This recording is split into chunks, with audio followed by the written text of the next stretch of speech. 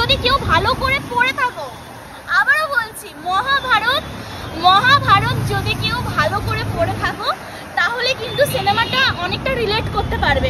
এবার এন্ডিংটা হ্যাপি হয়েছে না আনহ্যাপি এন্ডিং হয়েছে সেটা আমি বলতে পারবো না।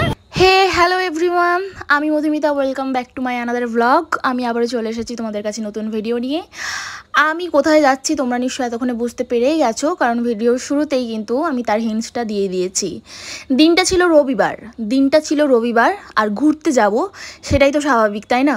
শনিবার রবিবার দিনগুলো এলে কিন্তু বাড়িতে একদমই থাকতে ইচ্ছে করে না, তাই রবিবার দিন সাজুগুজু করে কোথায় চলে যাচ্ছিলাম তো তোমরা দেখতে থাকো। আর এই দেখো সিম্পলভাবে সেজেছি, মানে আমি বরাবরই সিম্পলভাবে সাজতে পছন্দ করি। এখানে দেখতে পাচ্ছ একটা শ্রাগ পরেছি, জ্যাকেট, আর তার ভেতরে রয়েছে টপ, আর রয়েছে একটা নর্মাল ফর্মাল একটা প্যান্ট। আর চুলটা যেহেতু আমি শ্যাম্পু করেছি তাই একটু সিল্কি সফট, আর একটু ক্যাথ খাচ্ছি আমি তোমাদের কাছে। আর এই চুলটা ছেড়েই যাব, কারণ ভেজা ভেজা রয়েছে, আর কাঁধে ব্যাগটা নিয়ে এবার বেরিয়ে পড়ছি ঘুরু করতে।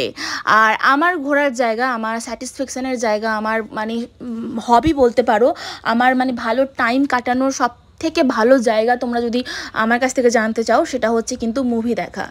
আমি ভীষণ মুভিখোর। হ্যাঁ, মুভিখোর এই কথাটা এই জন্যই বলছি, কারণ আমাকে যদি কেউ মানে সপ্তাহের 4 দিনই হলে গিয়ে সিনেমা দেখতে বলে, 4 দিন 5 দিন আমি 4 দিন 5 দিনই হলে গিয়ে সিনেমা দেখতে পারি। সেটা ভালো সিনেমা হোক, খারাপ হোক, বা মোটামুটি হোক, লো হোক, হাই হোক, যেরকমই কোয়ালিটির হোক, আমার কিন্তু ওই হলে বসে হ্যাঁ সবার মধ্যে থেকে মানে ওয়াও করতে করতে সিনেমা দেখতে কিন্তু ভীষণ ভালো লাগে। আর আমি যেই সিনেমাটা এখন দেখতে যাচ্ছি সেই সিনেমাটা কিন্তু ভীষণ ট্রেন্ডিং একটা সিনেমা, যেটা এই সবে মাত্র আর হলে রিলিজ হয়েছে, বলিউডের সিনেমা, হিন্দি সিনেমা, সেটা হচ্ছে কালকি দেখতে যাচ্ছি। আর এই দেখো আমরা পৌঁছে গেছি অনেকটা জার্নি করার পর সিনেমা হলে। আর এই সিনেমা হলটা আমার বাড়ি থেকে একদম সামনে, বেশি দূর যাওয়ার কোনো উপায় নেই, কারণ সৌরভের পরের দিন থেকে কাজ, মানে সোমবার থেকে কাজ, রবিবার দিনটাই 3 ঘন্টা আমাদের হাতে টাইম আছে। বেশি দূর গেলে আর আসার টাইমও আমাদের হবে না, মানে অনেকটা রাত হয়ে যাবে। আর আমাদের হলের টাইম প্রত্যেকটাতেই দেখাচ্ছিল 7:40, 8টার দিকে।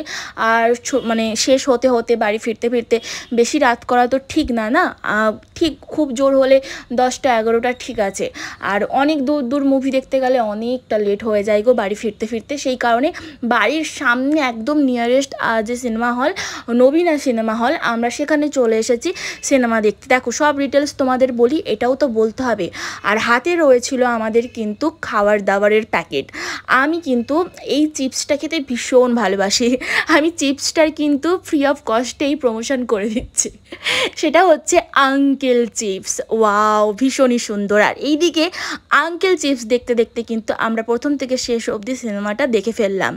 আর সিনেমাটা কেমন ছিল, কীরকম ছিল, কী বৃত্তান্ত, সমস্ত রিভিউ তোমাদের কাছে তুলে ধরবো একটু পরে। তো চলো এখন বেরিয়ে যাই। আর কালকি বলিউডের সিনেমা, যেখানে দীপিকা পাডুকোন রয়েছে, সেখানে যে মানে হাউসফুল হবে সেটাই তো স্বাভাবিক।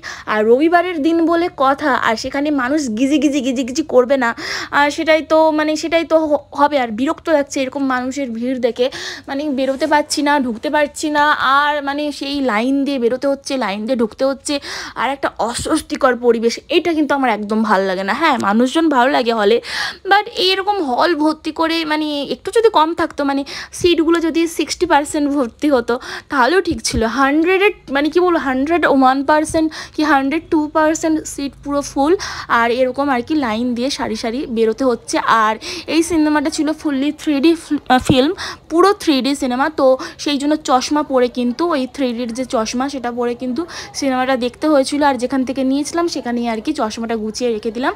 আর ওই রকম নোংরামও করিনি যে চশমা নিয়ে চলে যেতে হবে। অনেককেই দেখে কিন্তু এরকম চশমা নিয়ে চলে যায়, এটা ঠিক না।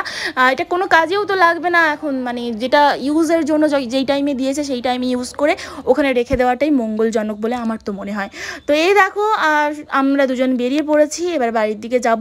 সৌরভ বলছে অনেকটা লেট হয়ে গেছে। আমি বলছি হ্যাঁ বুঝতে পেরেছি, কিন্তু কিছু করার নেই, সবসময় তো বাড়িতে বসে থাকতে কারোর ভালো লাগে না, তাই না?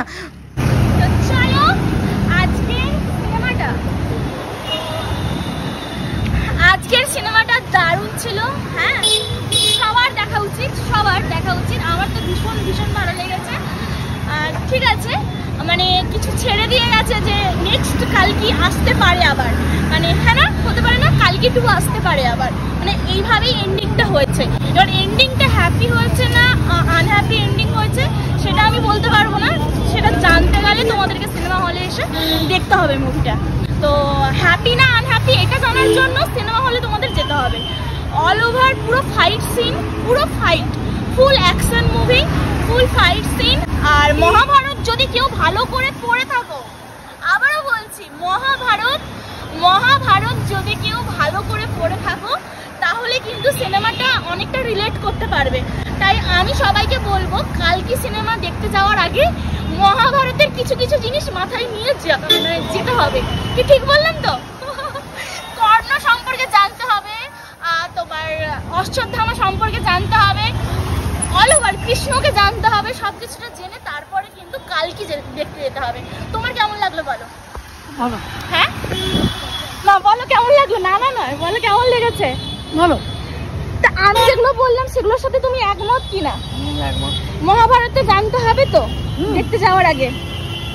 মহাভারত নিয়ে গিয়েছিলাম, মহাভারত নিয়েই সিনেমাটা, তাই মহাভারত তো জানতেই হবে কালকি কে, কেন আর কি এসেছিল, সব ব্যাপারটাই তাহলে বুঝতে পারবে, তাই না? আর তুমি 10-এর মধ্যে কত দেবে সিনেমাটাকে?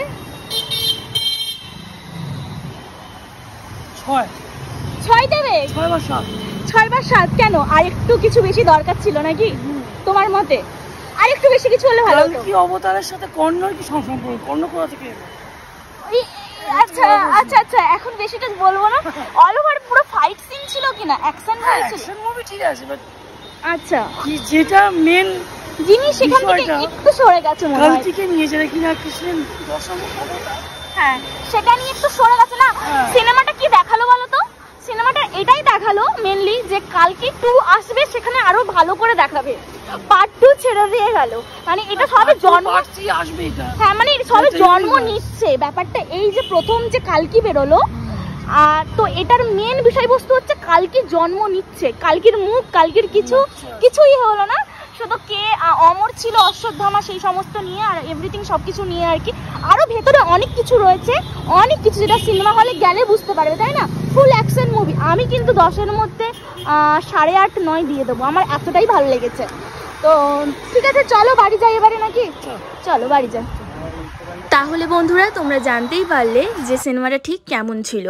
আমি আর সৌরভ করে কিন্তু তোমাদের কাছে রিভিউটা শেয়ার করলাম। এবারে তোমরা যদি চাও সিনেমা হলে গিয়ে কিন্তু সিনেমাটা দেখে আসতে পারো, সুন্দর সিনেমা। বন্ধুরা আমি তোমাদের কাছে চলো একটা সিক্রেট শেয়ার করি।